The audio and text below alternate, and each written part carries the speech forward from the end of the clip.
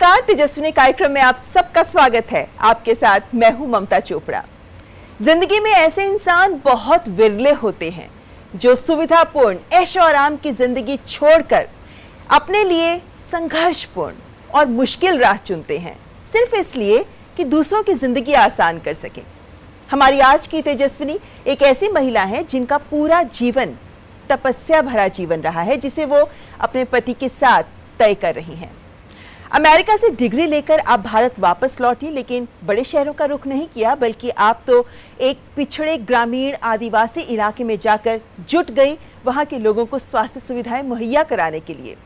सामुदायिक स्वास्थ्य के साथ साथ समाज सुधार की दिशा में भी आपने कदम बढ़ाया।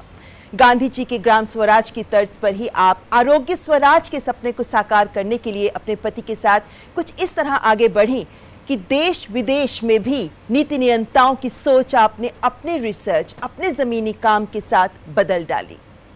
आपके काम को दुनिया भर में सराहा जाता है। आपके काम को देखते हुए नीति बनाई जाती है, पॉलिसीज बनाई जाती हैं, और आपके काम को देखते हुए ही दुनिया भी इनका अनुकरण करने की कोशिश करती है। हमारी आज की तेजस्विनी है नारी शक्ति से सम्मानित और पद्मश्री का भी पुरस्कार हासिल कर चुकी डॉक्टर रानी बंग।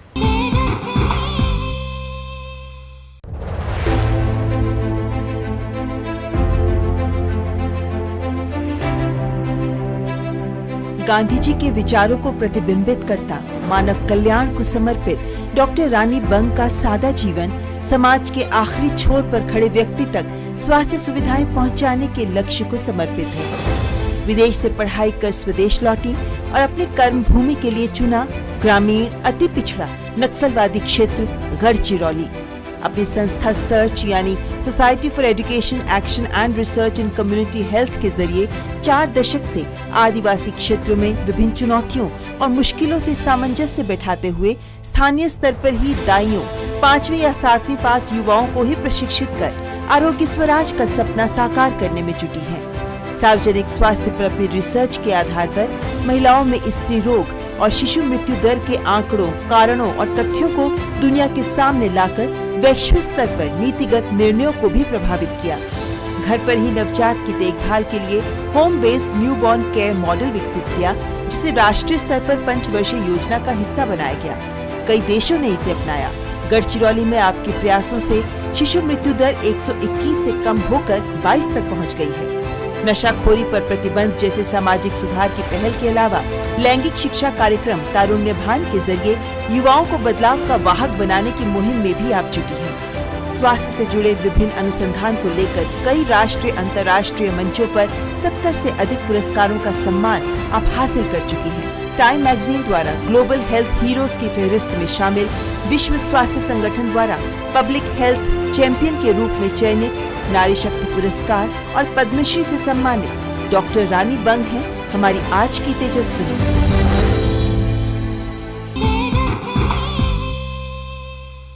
तो आइए करते हैं मुलाकात डॉक्टर रानी बंग से। डॉक्टर रानी बंग, बहुत बहुत स्वागत है आपका तेजस्विनी में। नमस्ते। नमस्ते, बहुत बहुत शुक्रिया। डॉक्टर बंग, आपको देखकर ही इस बात का अनुमान लगाया जा सकता है कि कितना सरल व्यक्तित्व है, कितना गांधी जी के आदर्शों पर चल रहा आपका जीवन जो आप बिता रही हैं, सेवा भाव से परिपूर्ण। ये बताइए मुझे, अमेरिका से डिग्री लेकर आपने महाराष्ट्र के गढ़चिरौली का नक्सलवाद से प्रभावित पिछड़े इलाके का रुख किया। लगभग 4 दशक हो गए हैं आपको यहाँ काम करते हुए। जिस लक्ष्य के साथ आप आगे बढ़ी थीं, अब अगर मुड़कर देखती हैं तो कितनी संतुष्टि पाती हैं? मुझे लगता है कि हमारी जिंदगी का सबसे अच्छा और सही निर्णय हमने लिया कि बाहर कहीं न जाते हुए गढ़चिरौली, क्योंकि जहाँ अंधेरा है वहीं रोशनी की ज़रूरत होती है। जहाँ ऑलरेडी रोशनी है वहाँ तो बहुत सारे लोग रहते हैं और रोशनी दिखाने के लिए, पर गढ़चिरौली इतना पिछड़ा इलाका था और यहाँ सचमुच सेवा की ज़रूरत थी। और इसलिए हमको बहुत अच्छा लगता है कि हम जो सोच करके यहाँ आए थे तो वो हम लोग बहुत नसीबवान हैं, क्योंकि काम तो बहुत अच्छा चल ही रहा है। मुझे लगता है लोगों को भी फ़ायदा हुआ है, पर इन आदिवासियों का जो प्यार हमें मिला है उसकी तुलना में किसी पुरस्कार से, किसी चीज से नहीं कर पाऊंगी। इतने निर्मल सरल ये लोग हैं और उनका विश्वास हमें मिला है। तो मैं बहुत अपने आप को भाग्यवान समझती हूँ कि भगवान ने मुझे ये मौका दिया और इनकी सेवा करने का अवसर दिया है। तो मैं तो बहुत खुश हूँ। डॉक्टर बंग, ये बताइए मुझे कि क्योंकि देखें तो गढ़चिरौली आना यही निर्णय बहुत बड़ा निर्णय रहा होगा उस वक्त। आपको याद है वो दिन जब आप पहली बार आपने गढ़चिरौली में कदम रखा था, क्या अनुभव था तब? मेरे लिए गढ़चिरौली बहुत नई जगह नहीं थी, क्योंकि गढ़चिरौली पहले चंद्रपुर जिले का हिस्सा था और मेरा जन्म चंद्रपुर में हुआ है। और 1982 में गढ़चिरौली जिला ये चंद्रपुर से अलग किया गया था। तो मैं बचपन से ही इस पूरे इलाके को जानती थी और मेरे पिताजी बहुत बड़े डॉक्टर थे, मेरे नाना जी बहुत बड़े वकील थे और इस एरिया के कांग्रेस के बहुत बड़े लीडर थे। इसलिए काफ़ी बार मैं यहाँ आ चुकी थी और यहाँ का जंगल, यहाँ के आदिवासी, इन सब से मैं परिचित थी। मैं आपको बताना चाहती हूँ कि 1958 में पहली बार जब गढ़चिरौली ज़िले के आदिवासियों में नमक इंट्रोड्यूस किया गया था सरकार की ओर से, तब चंद्रपुर के जो कलेक्टर थे उनकी बेटी और मैं, हम दोनों दोस्त थे। तो उस समय मैं 7-8 साल की थी और उस समय मैं पहली बार गढ़चिरौली के बिल्कुल इंटीरियर एरिया में मैं गई थी और मैंने उस समय के आदिवासी भी देखे हैं। तो मेरी बहुत इच्छा थी कि ऐसे लोगों की मैं सेवा कर पाऊँ। जनरली लड़की शादी होके अपने ससुराल जाती है, तो यहाँ थोड़ा उल्टा हुआ है कि मेरे पति मेरे साथ मेरे मायके में आए हैं, जहाँ सचमुच बहुत काम की ज़रूरत है। समझ सकते हैं हम। और वाकई ये एक अलग सा अनुभव होगा, क्योंकि आपने अपने पति की बात की और मेरे को लगता है ऐसे दंपत्ति बहुत कम होते हैं डॉक्टर बंग, जहां दोनों मिलकर एक कठिन राह चुनते हैं, हाथ पकड़कर साथ चलते हैं इस तरह कि हर मंच पर एक दोनों को साथ ही सम्मान मिलता है। जहां आप वहीं डॉक्टर बंग, डॉक्टर अभय बंग भी वही मिलते हैं। ये कैसे संभव हो पाया कि एक दंपत्ति के तौर पर आप दोनों ने इस लक्ष्य को हासिल करने में साथ साथ इस सफर को तय किया इतनी मुश्किलों के साथ?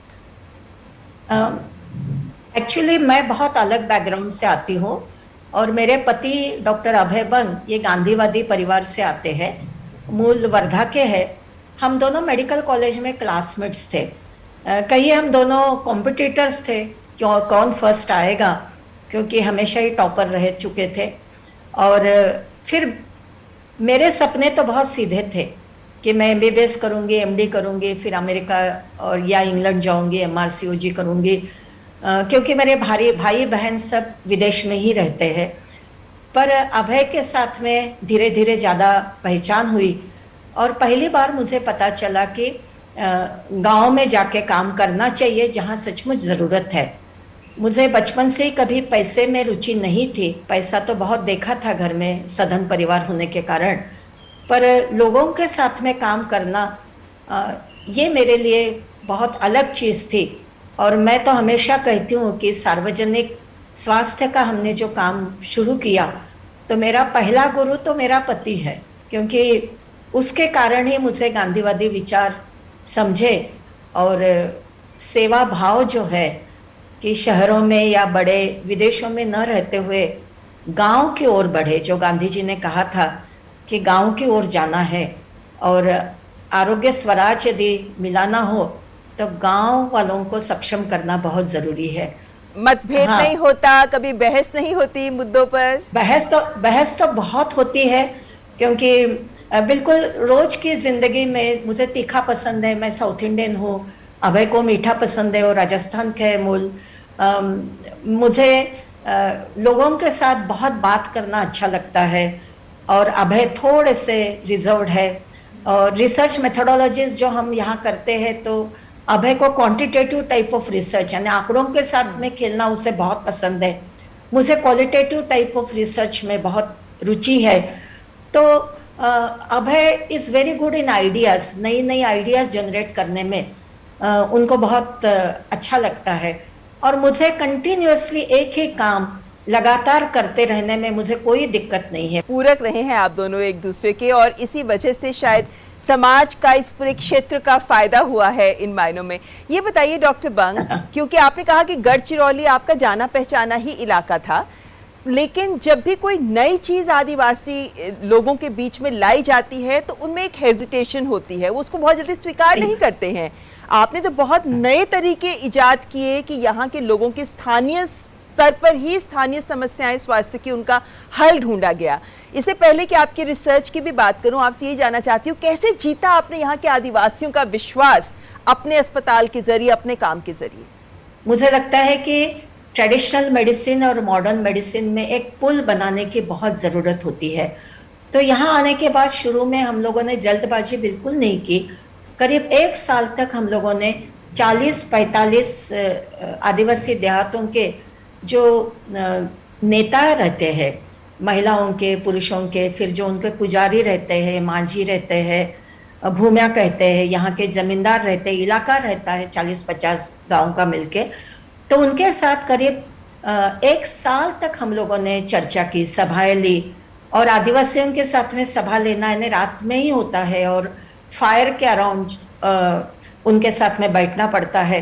और मुझे याद है कि मुझे नाचने का बहुत शौक है, बचपन में थोड़ा नाच भी सीखा है, डांस सीखा है, क्लासिकल। तो सबसे पहले जब आदिवासियों के साथ में रात की सभा हुई और उनका नृत्य चल रहा था, तो मैं उनमें जाके ज्वाइन हो गई। तो उन लोगों को इतना ताज्जुब लगा और इतना आनंद हुआ कि एक डॉक्टर होके भी हमारे साथ में नृत्य में सहभागी होती है। तो धीरे धीरे धीरे धीरे उनसे हम बात करते रहे कि आप बताइए आपकी समस्याएं क्या है, हमने किस चीज़ पे काम करना चाहिए, आप लोग हॉस्पिटल नहीं जाते तो क्यों नहीं जाते हैं, किस तरह का हॉस्पिटल हम बनाए।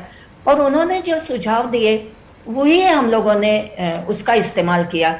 जैसे हमारा हॉस्पिटल जो है बहुत ट्राइबल फ्रेंडली हॉस्पिटल हमने बनाया और उनके सुझाव से बनाया।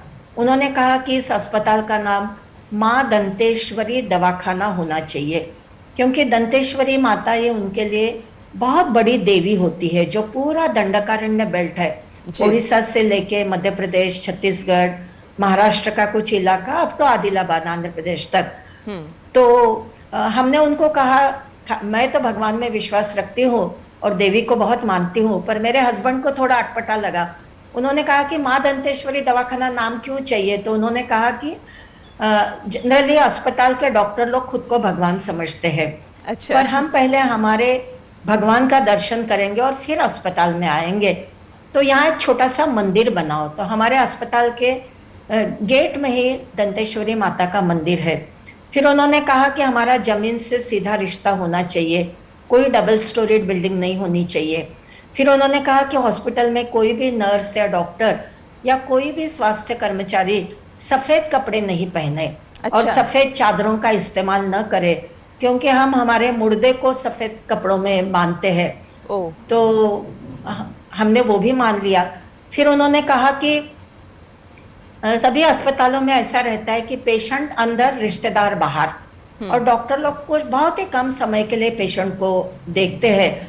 तो उन्होंने कहा कि आप लोग वार्ड्स बनाइए जहाँ सीरियस मरीज रहेंगे, पर आपके पास में जगह है तो हम लोग हमारी मैन पावर और मटेरियल खुद लेके आएंगे और यहाँ हम झोपड़ियाँ बनाएंगे, अच्छा, जहाँ हमारे गांव के जब पेशेंट रहेंगे तो वो इस झोपड़ी में रहेंगे, हम भी उनके साथ रहेंगे।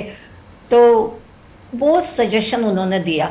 फिर एक आदिवासी नेता थे, हमारे विधायक भी थे पहले वो, तो उन्होंने बहुत सुंदर सुझाव दिया कि यहाँ विस्डम बैंक होनी चाहिए। और उन्होंने कहा कि आपके पास में कंप्यूटर है तो आप यहाँ कंप्यूटर रखिए ओपीडी में, और आदिवासियों के पास में बहुत पारंपरिक ज्ञान है और डॉक्यूमेंटेशन की प्रक्रिया न होने के कारण उनके मृत्यु के साथ में वो सब खत्म हो जाता है जी। तो आप यहाँ कंप्यूटर में इन एक्सचेंज ऑफ मेडिसिन उनका ज्ञान आप लोग डिपॉजिट कीजिए। तो ये बहुत ही सुंदर कल्पना थी। हम लोगों ने उनके जो पुजारी लोग रहते हैं जिन पे उनका बहुत विश्वास होता है, तो उनको हम लोगों ने समझाने की कोशिश की। जैसे मलेरिया, उन्होंने हमको गांव की सभाओं में बताया था, हम लोग आरोग्य संसद लेते हैं यहाँ हर साल, तो पहली समस्या उन्होंने मलेरिया की बताई। और गढ़चिरौली में फैल्सिपेरम मलेरिया भारत में सबसे ज़्यादा रिपोर्टिंग होता है। यहाँ के लोगों को पता ही नहीं था कि वो मच्छर के कारण फैलता है और जंतु के कारण होता है। तो पुजारियों को हमने माइक्रोस्कोप के नीचे वो जंतु दिखाए, तो जर्म थ्योरी पहले उनको एक्सप्लेन की, फिर उनको हम लोगों ने पुजारियों को बताया कि देखिए आप अपना इलाज कीजिए, पर जो मरीज सीरियस है उनको अस्पताल में जरूर एडमिट कीजिए, आप उनके साथ आ सकते हैं और आपका मंत्र तंत्र जो करना है वो अस्पताल में कर सकते हैं। पर लोग जब बचने लगे मलेरिया से और मलेरिया का प्रमाण बहुत कम होने लगा, तो यही पुजारी लोग हमारे पास आए और उन्होंने हमें कहा कि हमारे मंत्र तंत्र में सब कुछ हम बीमारियां दुरुस्त कर सकते हैं, पर मलेरिया के लिए इलाज नहीं है। अच्छा। तो आप हमें मलेरिया का उपचार सिखाइए। तो एक्चुअली हम लोगों ने हमारे पुजारियों को ब्लड कैसे लेना, स्लाइड कैसे बनाना और मलेरिया का उपचार कैसे करना, ये सब हमने उनको सिखाया। उनकी भाषा सीखना बहुत जरूरी है। उनकी लोकल लैंग्वेज है गोंडी भाषा, तो अब किसी के भाषा में आप उनसे बात करते हैं तो एक सहज उनके साथ में संवाद बन जाता है। जैसे हम जानते हैं कि आपने शिशु मृत्यु दर को बहुत कम किया, आपने एक नया मॉडल भी बनाया, आपने और आपके पति ने मिलकर, जिसमें नवजात शिशु जिनकी जन्म के समय या पहले 5-6 महीनों में मौत हो जाती है वो ना हो सके। किस तरह आपने शिशु मृत्यु दर को कम करने का मॉडल तैयार किया और कैसे स्थानीय लोगों को आपने इसके साथ जोड़ा कि ये सफल भी हुआ? हम लोग जब यहाँ आए तो हमारी संस्था जो है search and society for education action and research in community health, तो जो संशोधन हम करते हैं तो हमारे मन के कुछ प्रश्न के ऊपर नहीं करते हैं, लोगों की क्या मांग है। तो लोगों के साथ में जब हम बैठे तो लोगों ने बताया हमें कि हमारे बच्चे मरते हैं तो उनके लिए आप कुछ कीजिए। तो हम लोगों ने यहाँ 40 गांव के देहातों की एक लेबोरेटरी बनाई और पहले 1 साल तो यही देखा कि शिशु जो मरते हैं तो क्यों मरते हैं। तो हमने देखा कि उसमें 30% मृत्यु ये निमोनिया के कारण होते हैं। तब तक दुनिया में लोग सोचते थे कि देहातों में बच्चे डायरिया से मरते हैं, तो यहाँ निमोनिया ये कारण हमारे सामने आया और निमोनिया का इलाज तो डॉक्टर को करना चाहिए, पर यहाँ डॉक्टर्स ही नहीं है। तो गांव में डॉक्टर्स नहीं और लोग डॉक्टर के पास नहीं जा सकते हैं, तो इसलिए हमने गांव के कुछ 4वीं से 7वीं 8वीं पास लड़कों को हमने पहले सिखाया और हमारी जो ट्रेडिशनल बर्थ अटेंडेंट थी उनको हमने सिखाया कि निमोनिया का निदान कैसे करना, रेस्पिरेटरी रेट कैसे कैलकुलेट करना। दाइयों को जो पूरी अनपढ़ थी उनके लिए हम लोगों ने ब्रेथ काउंटर नाम का एक इक्विपमेंट डिजाइन किया और उसका परिणाम ऐसा हुआ कि 1 साल में निमोनिया का इलाज गांव के लेवल में शुरू करने के बाद हमारा शिशु मृत्यु दर 121 से 80 तक आ गया, इतना नीचे आ गया। ये हम लोगों ने पेपर भी लिखा था और लैंसेट में प्रकाशित भी, और उसके बाद में दुनिया भर में प्रोग्राम विकसित हुआ, निमोनिया कंट्रोल प्रोग्राम सर्च के काम के आधार पर हुआ, पर उसके नीचे हमारा शिशु मृत्यु दर नहीं जा रहा था। इसलिए हम लोगों ने जब देखना शुरू किया तो पता चला कि 60% मृत्यु ये नवजात शिशु में थे, यानी 30 दिन तक बच्चा पैदा होने के बाद में। तो फिर हमने देखा कि ये बच्चे क्यों मरते हैं नवजात शिशु, तो उसमें 4 चीजें सामने आए कि उनको बच्चा पैदा होने के बाद में माँ दूध तुरंत शुरू नहीं करती है पिलाना, फिर सेप्सिस जो इन्फेक्शन होता है, फिर तीसरा है कि हाइपोथर्मिया, बच्चा बहुत जल्द ठंडा हो जाता है, और एस्फिक्सिया, बच्चा जब पैदा होता है तो उसे ऑक्सीजन ठीक से नहीं मिलता है। तो एक तरफ तो हम लोगों ने दाइयों का प्रशिक्षण शुरू किया था कि अच्छी तरह से जचकी कैसे की जाए, और दूसरी तरफ फिर हम लोगों ने 4वीं से 7वीं, क्योंकि उससे ज़्यादा पढ़ी लिखी औरतें यहाँ थी नहीं, तो गांव के महिलाओं को हमने चुना, उन्हें हम स्त्री आरोग्य दूत कहते हैं, और उनको हमने ये सब चीज़ें सिखाई। और सेप्सिस का इलाज करने के लिए उनको एंटीबायोटिक दिए, इंजेक्टेबल एंटीबायोटिक्स दिए, और एस्फिक्सिया के मैनेजमेंट उनको सिखाई, लोगों का हेल्थ एजुकेशन किया। ये सभी चीज़ें हम लोगों ने साथ में लाई, और उसका परिणाम ये हुआ कि 2 साल में हमारा शिशु मृत्यु दर 80 से 30 तक गया। अच्छा, और अभी यानी तो 22 है, 22। क्या बात और ये है। भी पेपर लैंसेट में प्रकाशित हुआ और पूरे दुनिया में इसको एक्सेप्ट किया गया, और डॉक्टर बंग आपके इस भारत काम के सरकार लिए ने ही इसको आपको accept किया। बिल्कुल ठीक कह रहे हैं आप। और भारत ने भी अपनी पंचवर्षीय योजना का इसको हिस्सा बनाया और आपको इसीलिए ग्लोबल हेल्थ हीरोज की लिस्ट में आपको और डॉक्टर अभय बंग को शामिल किया गया। बहुत बड़ा गौरव जो भारत को भी हासिल हुआ। लेकिन डॉक्टर बंग, जैसे आपने बच्चों के बारे में बताया, ऐसे आप वहाँ पे महिलाओं के लिए बहुत काम किया है। और महिलाएं तो ग्रामीण क्षेत्र में खास तौर पर कहीं भी चले जाएं आप, तो वो अपनी स्वास्थ्य समस्याओं को खुलकर नहीं बताती हैं। आप खुद एक महिला हैं, क्या आपको एक महिला के नाते उनसे जुड़ने का, उनकी समस्याओं को समझने के साथ साथ हल बताना ज़्यादा सुविधाजनक रहा? बिल्कुल रहा। और मैं गायनेकोलॉजिस्ट भी हूँ एक महिला होने के नाते। और हमेशा मैं मेरे क्लिनिक में, हॉस्पिटल में देखती थी कि बहुत सारी महिलाएं जिन्हें गायनेकोलॉजिकल प्रॉब्लम्स कहते हैं, बिल्कुल 12-13 साल की लड़की से लेके बूढ़ी औरतों तक, जिनको प्रजनन अंग की बहुत सारी समस्या होती है, बच्चा न होना या मासिक माहवारी की तकलीफ होना या सफेद पानी जाना या सेक्सुअल प्रॉब्लम्स होना। और भारत सरकार का पूरा उस समय जो maternal and child health programme था, नेशनल प्रोग्राम, तो पूरा एम्फेसिस था एंटीनेटल केयर, यानी औरतों को टेटेनस टॉक्साइड के 2 इंजेक्शन देना, और फैमिली प्लानिंग पे। फैमिली प्लानिंग तो बहुत महत्व का है, पर family planning should be for the better health of women and children. पर अपने देश में जो फैमिली प्लानिंग प्रोग्राम चल रहा था वो population control target oriented approach था। तो गढ़चिरौली में आने के बाद में पहला अध्ययन हमने जो किया वो इसी के ऊपर किया। ये दुनिया का पहला अध्ययन माना जाता है महिलाओं के ऊपर, लैंसेट में प्रकाशित हुआ। और मैंने उसमें दिखाया कि करीब 92% औरतों को गायनेकोलॉजिकल प्रॉब्लम्स थे। फिर महिलाओं ने मुझे कहना शुरू किया कि मैडम, हमें पता है हमें ये सब बीमारियां है, सफेद पानी जाता है, मासिक की तकलीफ होती है, पर हम किसके पास जाए? यहाँ तो हमारे गांव में डॉक्टर ने, और हम तो आपके पास आ नहीं सकते हैं। फिर मैंने गांव की जो ट्रेडिशनल बर्थ अटेंडेंट्स रहती है, तो 120 गांव में 85 TBS जो महिलाएं डिलीवरी करती थी, और एक गांव की महिलाओं ने मुझे सुझाया कि मैडम उनको आप सिखाइए। तो फिर मैंने उनको सिखाया गायनेकोलॉजिकल एग्जामिनेशन ट्रीटमेंट। तो शुरू में बहुत मैं साशंक थी कि मैं मेडिकल कॉलेज में पढ़ाती थी, पर इन औरतों को मैं कैसे पढ़ाऊं जो अनपढ़ है, बूढ़ी है, उनको जर्म थ्योरी से लेके समझाना, उनकी बातें समझना। तो मुझे काफी खुद को उसमें से सीख मिली। और non formal methods of education, अनौपचारिक शिक्षा पद्धति का मुझे काफी अभ्यास करना पड़ा। तो लोगों का एजुकेशन करना हो तो खुद हमें डॉक्टर लोगों का खुद का एजुकेशन करना बहुत जरूरी है। बहुत अच्छी बात कही आपने डॉक्टर बंग। ऐसे में मतलब आपका जीवन एक उदाहरण है सबके सामने, जो स्वास्थ्य सार्वजनिक स्वास्थ्य की बात करते हैं कि उसे सुधारने के लिए आप किस तरीके से स्थानीय स्तर पर प्रयास करें। डॉक्टर बंग, आपकी जो सर्च ऑर्गेनाइजेशन है, संस्था है, उसकी वेबसाइट पर एक बहुत खूबसूरत सा कमेंट लिखा है कि आपका स्वास्थ्य आपके हाथ में है। लोगों को, समुदायों को इतना सशक्त कर दो कि वो खुद अपने स्वास्थ्य की जिम्मेदारी उठा सके और उन्हें बीमारी से, निर्भरता से आज़ादी मिल सके। कोविड काल में आप कैसे इसकी चुनौती से निपट रही हैं? एक्चुअली कोविड जब शुरू हुआ तो पहले एपिडेमिक में हमारे यहाँ बहुत ज़्यादा इफेक्ट नहीं हुआ था, पर फिर भी हम लोगों ने तुरंत काम शुरू किया।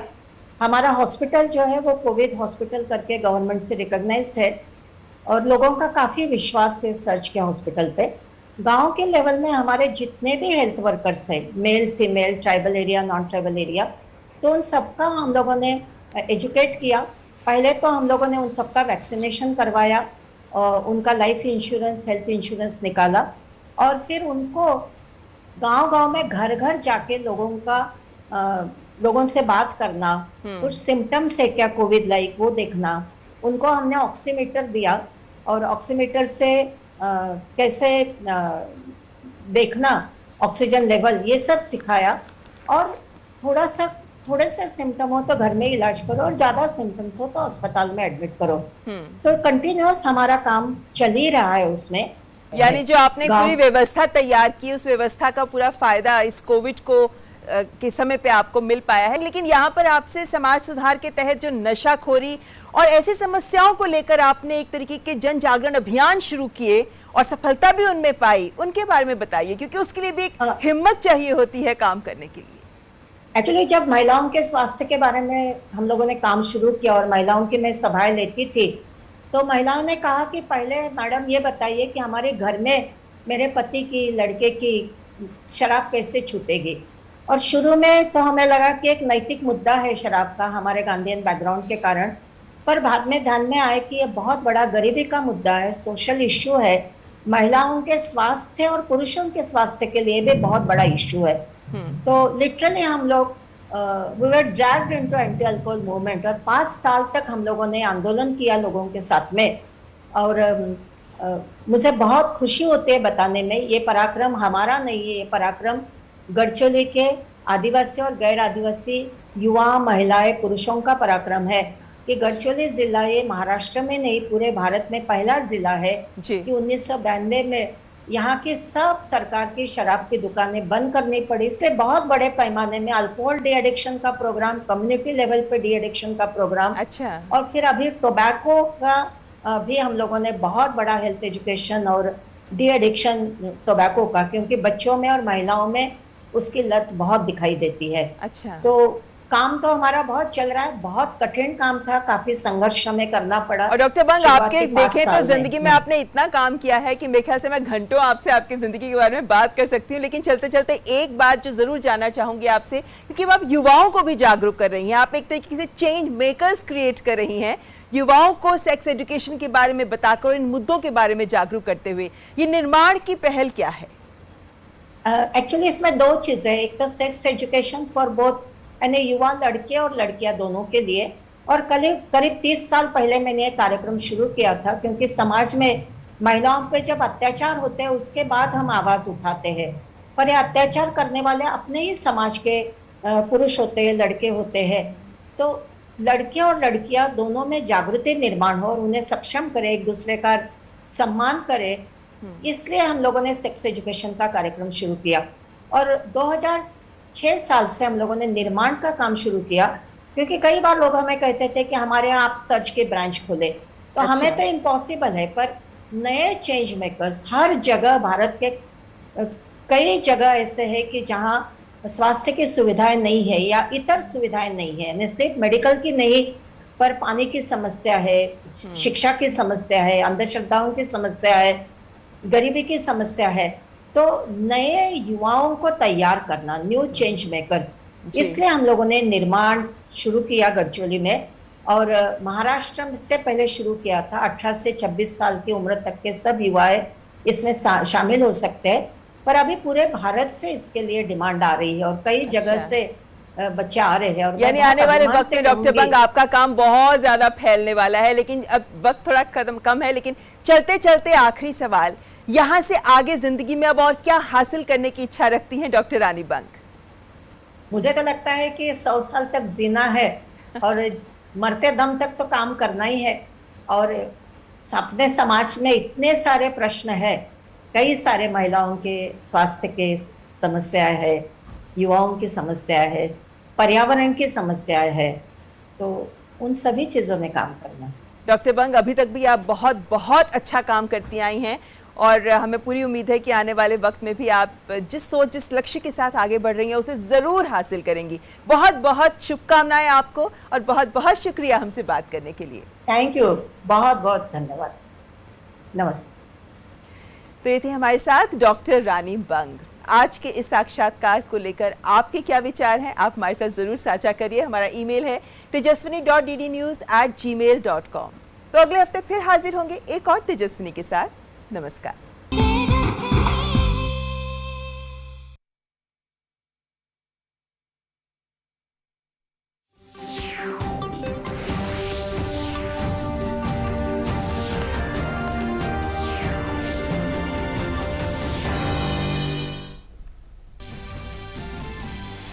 वज़ीर-ए-आज़म नरेंद्र मोदी ने